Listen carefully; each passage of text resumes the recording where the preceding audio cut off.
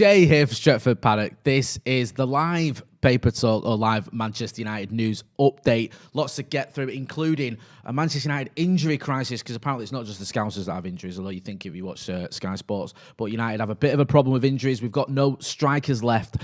Also, some transfer news. There's reports that United could be interested in some player from Dortmund. I don't know who it is, Erling something. I'll find out. Plus, a defender we're interested in. Brighton's Ben White. We're looking at him as well. Also, the Glazers being Glazers and taking loads of money out of the club and not putting any of it back in. So there's loads to get through. Give us a like, hit that like button, get involved in the comments, let us know what you think about the latest stories, what you think about Manchester United's striker injury crisis, and whether you think United should or will go for the likes of Erling Haaland in the summer. Right, let's start with the injury news, because Anthony Martial limped off last night, sort of. Well, he didn't limp off. He went off very slowly, and apparently he had a hip injury last night in a 1-1 draw against AC Milan in the Europa League. So Ole Gunnar Solskjaer was speaking about that last night, and he said, if I can find it, Anthony got a whack on his hip, so there's another forward we need to scan and look at. Speaking, and then he went on to speak about Marcus Rashford. I desperately hope Marcus is back for next Thursday in Milan. I'm not sure he's going to make Sunday. Fingers crossed, because we'll need him. Edinson, I don't think, can be ready for Sunday. So, potentially there, Martial, Cavani and Marcus Rashford could all miss Sunday's game against West Ham, which is, obviously, it's a bit of an issue, that really, isn't it? Because we need, we need all of them. We need Marcus Rashford. He's been one of our most prolific players this season in terms of goals and assists. I think he's up there with, I think he's something like 17 goals and 11 assists or something like that in all competitions. Edinson Cavani, obviously, he's been weighing in with his fair share of goals as well, and is probably our first choice number 9 when everyone's fit. Andy Martial, we saw what sort of a game he had at the Etihad. Had a very good game. Looks like he's coming back to his, not his best, but getting a little bit back into it. We know he's not been scoring that many goals this season. I think he's got 4 Premier League goals, but he did have a much better performance. Got man of the match at the Etihad, so you're hoping that he can kick on. And now there's a chance that all 3 of them could be out for the visit of West Ham. West Ham, of course, who are doing bits this season. They're flying high. I think they're 5th at the minute in the Premier League. Jesse Lingard, of course, has been a big part of that, and he won't be able to play because, unlike Diogo Dalot in the Europa League, in the Premier League it's different. So Jesse Lingard won't be playing against us, which gives us a little bit of an advantage. But still, without 3 of our main strikers or main attackers, it's going to be difficult. Mason Greenwood's just obviously played 9 minutes, I think, against AC Milan, so it's a bit of an ask really to throw him back into it again, ask him maybe to lead the line. But if you've no Martial, no Cavani, no Rashford, then we're running out of options. I think that Mason Greenwood is probably our best option up front. Let us know in the comments. Let us know what you think. Hit like button as well, and let us know whether you think it will be Mason Greenwood. It should be Mason Greenwood who leads the line. Whether you think it's worth, with Marcus Rashford, is it worth throwing him in if he's not 100%? Because we keep doing this, don't we? Apparently he needs an operation on a shoulder injury that he's got. He's going to have that operation after the Euros. We know he's always been playing with injuries. This has been a sort of a trait throughout Marcus Rashford's time, especially under Ole. He's played with ankle injuries. He's played with shoulder injury. We saw him that time, remember, against Liverpool, where he was limping about because we made all our subs and we couldn't take him off. And then he had the shoulder injury last season. I think it was the season before last as well.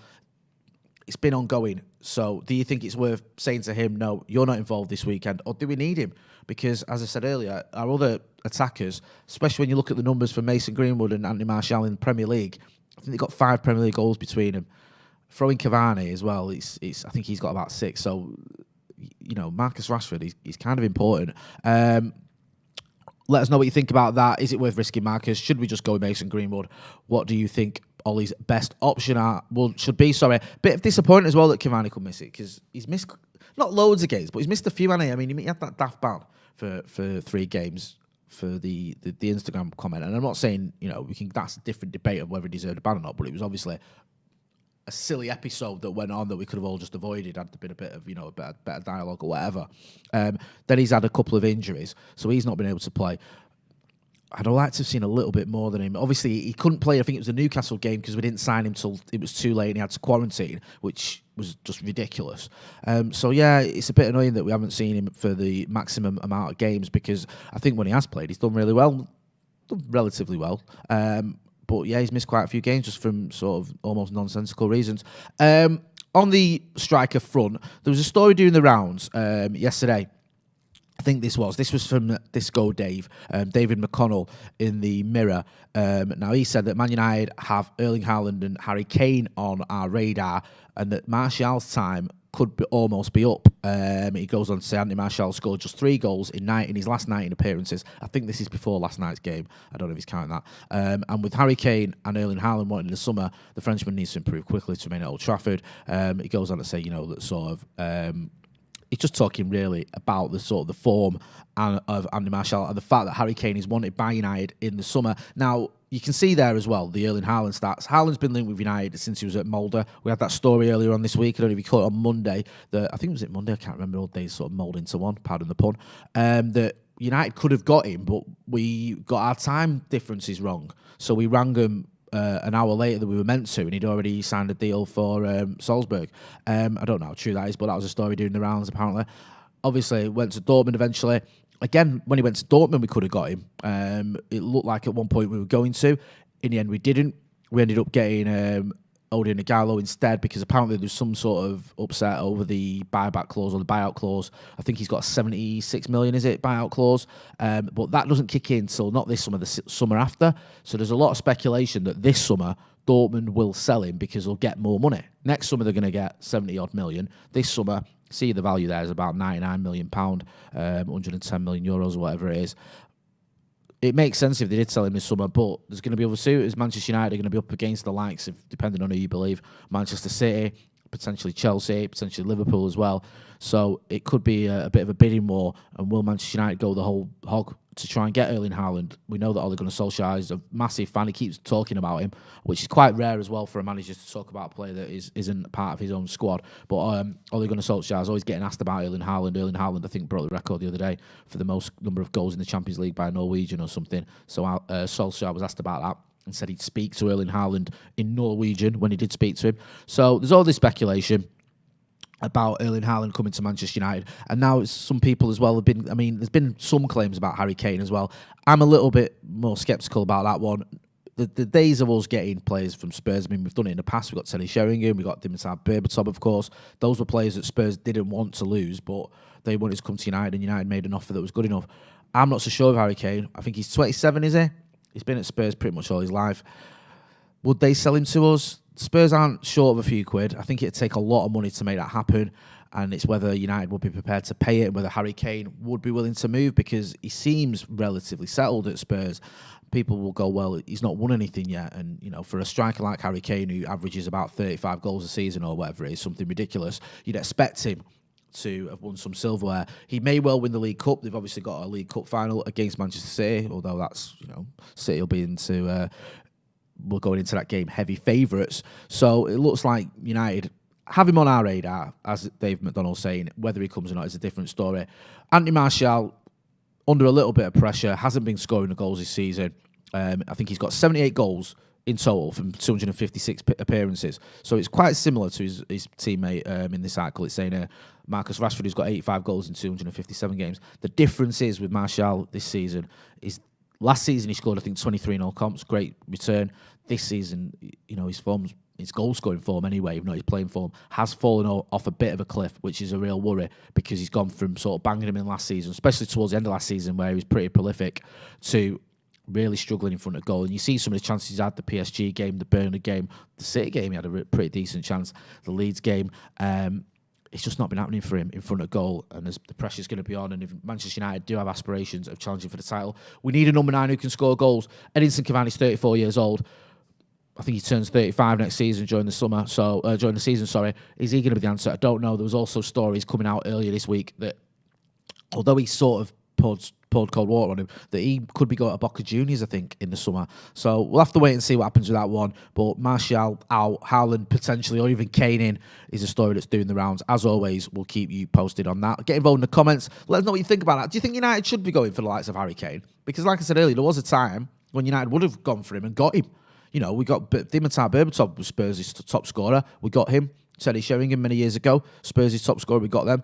But has it shifted now? Are United no longer the force we were in terms of getting these players? And are Spurs a richer club than they were and less likely to sell us their best player? Let us know in the comments what you think. Do we need a player like Harry Kane or Erling Haaland if we are to have any aspirations of winning a title? Because this season we were at top of the table for what, a couple of weeks, whatever it was. Give us a little bit of a taste, didn't it? But we weren't really in a title challenge, to be honest with you. It lasted a month or so, and now it's tailed off, and it looks like nailed on that Manchester City going to lift the title. So if we are going to catch Manchester City, we are going to overtake him. We need a big player. We need someone who can come in and perhaps lead the line and get us 30 goals. And Harry Kane certainly fits the bill. Or Erling Haaland. I'll get to Erling Haaland again in a minute. Another story doing the rounds last night, and this was just typical, really, isn't it? It's just like probably one of the least surprising stories you'll ever hear. And this is Manchester United co-chairman Avram Grant. Avram Grant? No, he's the former Chelsea manager. Avram Glazer. There you go. Manchester United co-chairman Avram Glazer could net $100 million from selling shares. So United co-chairman Avram Glazer stands to make around £71 million at the current exchange rate return after putting 5 million shares in the club up for sale on the New York Stock Exchange. Okay, whoop-de-doo. How can this affect United is the sort of the only question I've got to that one. The club confirmed in a statement that they will not receive any proceeds from the sale. Any profit goes solely to Glazer. Should all the shares be bought, the Glazer family stake in United will decrease from 78% to 74.9%, which still leaves them with a controlling share of the club. If the full sale goes through, the Glazers will have personally made close to £300 million from their ownership of United, having acquired the club using £270 million of their own money in 2005. The bigger picture here as well is, what does this mean for United's finances? How are United's finances? There's an article here in The Athletic that I'm reading from. I think it's Laurie Whitwell, friend of the show, who's written it.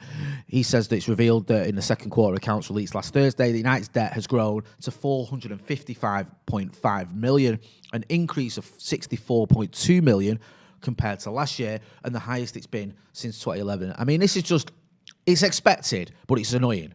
And it's frustrating when you see the Glazers just getting more and more money out of the club and the debt is still going up. It's not gone down. The article says there it's the highest it's been since 2011. And we have these stories and these reports from the club that going, well, you know what? We're in the middle of a pandemic and we might not be able to make the signings that we need to make because we've had to take a financial hit with no fans in the stadium. And then you see them selling shares and just keeping all the profits for themselves, not putting any of it back into the club whilst the debt still increases and it's not going, the way it should be. Now, listen, I don't like the Glazers. I think they're parasites.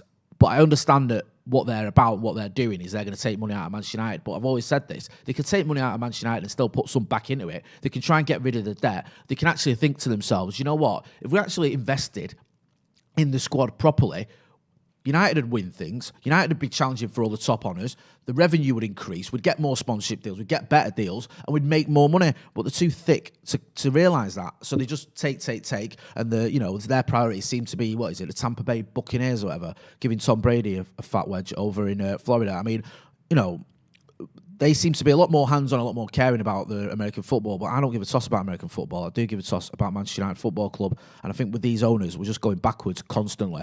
You saw it this season. I mentioned earlier, we had a little brief dalliance with the top of the table. You want us to kick on in the summer and go for it, and that the only sort of financial news we get is we haven't got any money to spend, or not the sort of money that you'd want. And meanwhile, the Glazers have sold some more shares and made themselves some more profit, and the debt continues to rise. I mean, it's just a farce, isn't it? It just stinks.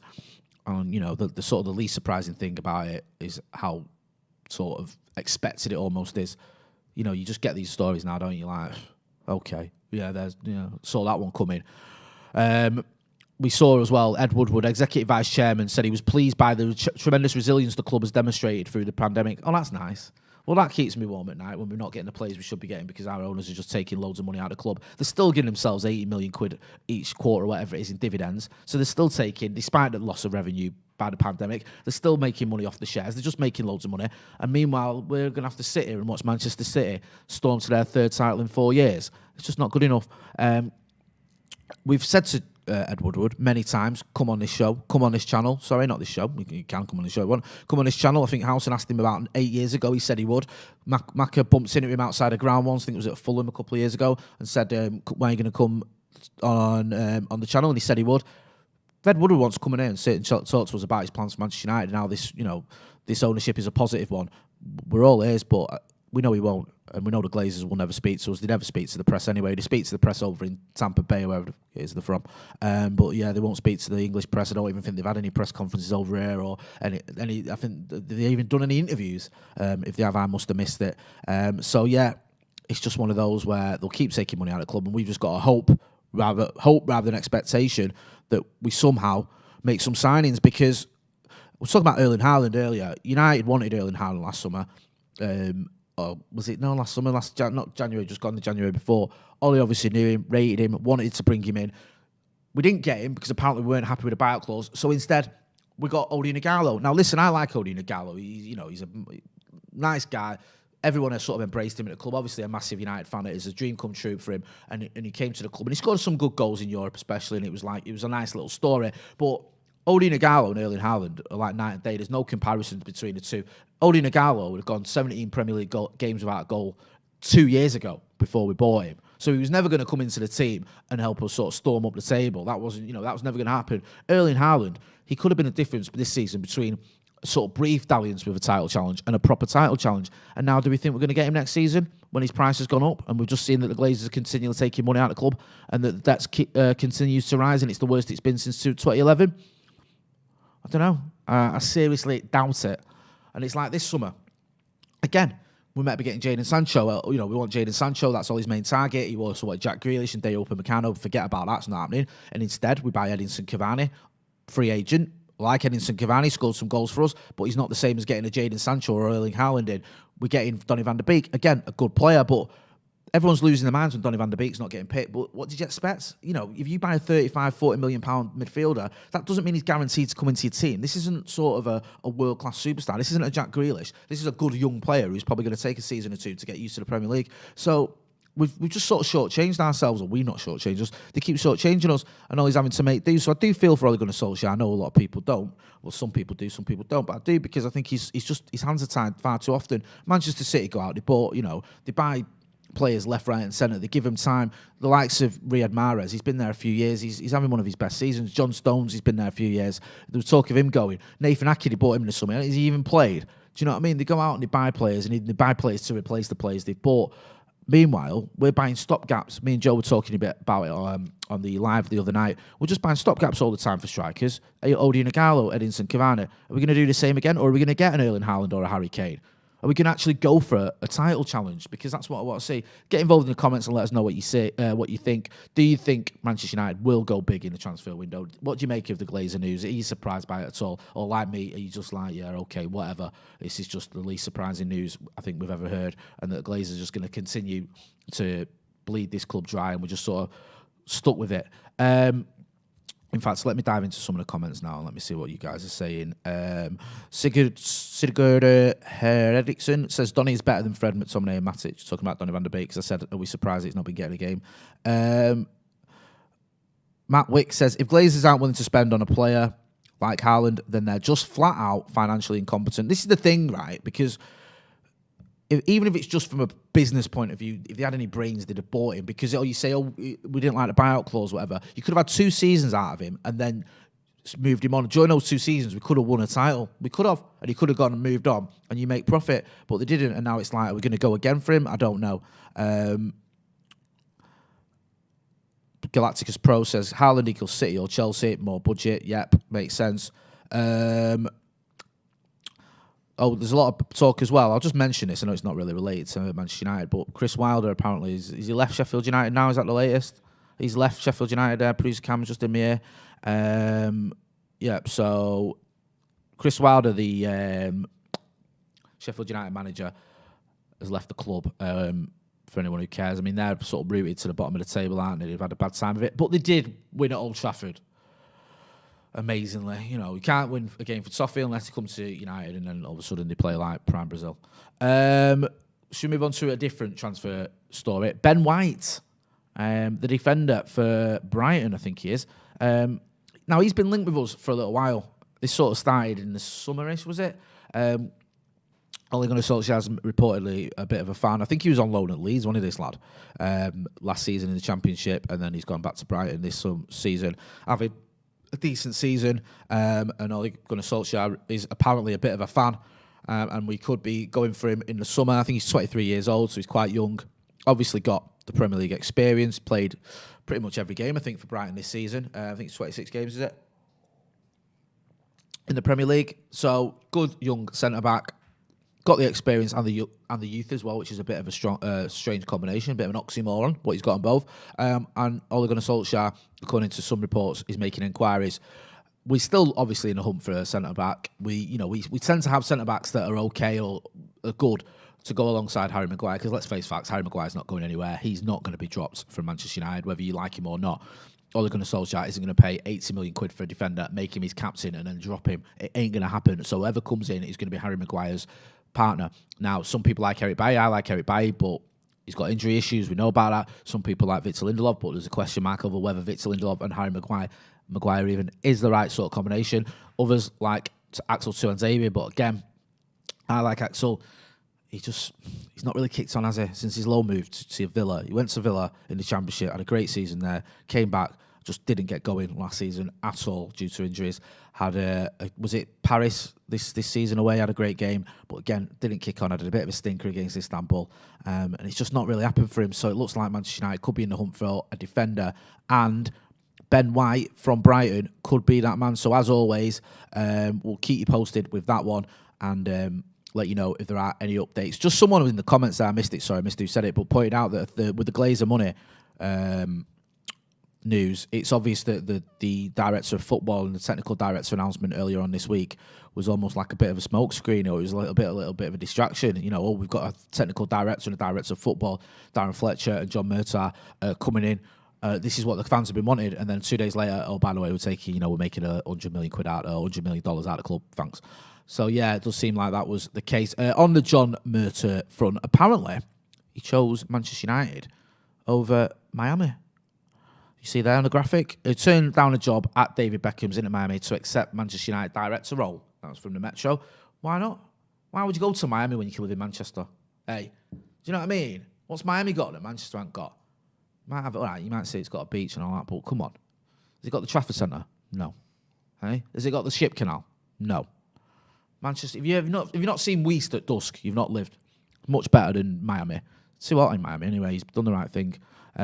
So he's turned down that and he's staying with us, and we'll have to wait and see whether he does a good job. I don't know anything about this guy. I've looked up his history. Obviously, he was at Everton, at the Premier League. He's been at the club for a little while, but like I've always said, we can judge him, Fletcher, Ollie, all the rest of it on results, and whether this, we win silverware, that's when we'll know whether John Murtagh has been a success, because I think it's too early to say, well, that's a great move or a bad one. It does seem a positive one, but it's almost been negated somewhat or undermined somewhat by the fact that a couple of days later we've had this share announcement. It just felt like it was a bit of a distraction.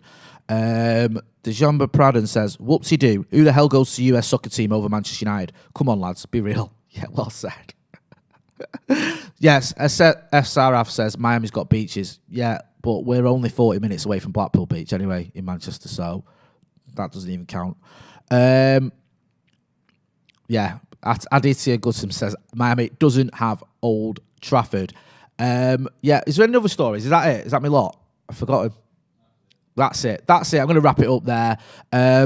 We're going to have the West Ham preview coming up, myself and Adam McCullough. We're also going to have Howson's Brew later on. I think we're having a bit of a debate on that one. If you've not checked out the members section as well, check out the members section. We're going to have some extra content on there and some discounts and some giveaways. And if you're not subscribing, make sure you subscribe and like the video. If you're watching, give us a like. Hit that like button as well. This has been the live news. I've been Jay Motti. Thanks for watching.